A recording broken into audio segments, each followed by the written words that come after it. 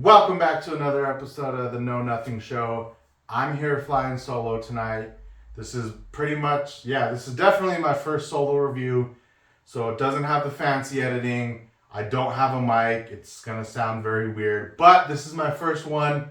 So once I get the hang of it, we can look back and see how far I've come in all my solo reviews. But real quick, we're going to talk about John Wick Chapter 4. The previous three movies have been phenomenal. They're so great. I really felt like this was a new, refreshing series. I thought it was going to stop at 3. I'm glad they did 4. But just my real quick thoughts on it.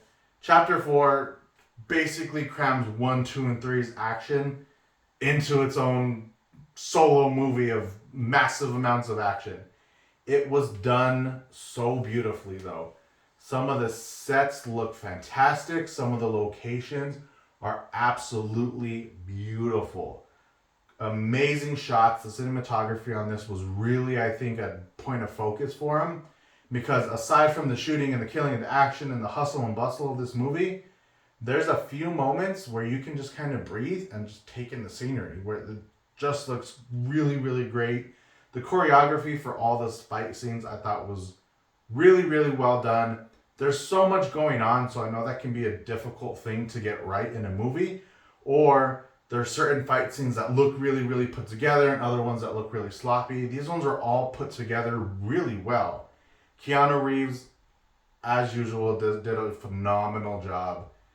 He's John Wick. I don't know how else to put it. I was thinking about, the 3 Matrix movies and the 4 John Wick's movies. I'm picking Keanu John Wick every time. That's just me. That's a hot take. That's a whole other thing. But Keanu Reeves does a phenomenal job. The addition of Donnie Yen, any movie that guy's done has been phenomenal. Donnie Yen's probably 60 years old and he's still getting it done. Keanu Reeves also, I think, is in his late 50s. He's still getting it done. There was just so much to love about this movie. It's just truly gorgeous. I know I said in my out of theater that it felt long. That didn't take anything away from the movie. That really came from, hey, I worked a 9-hour day and then I immediately got off work and went into a movie. That the length of the movie really, after I thought about it, has no negative connotation to the movie. Gonna have no problem going back and sitting through a 2-hour, 55-minute movie again, because John Wick is worth it. It deserves that time to shine. The fights are phenomenal.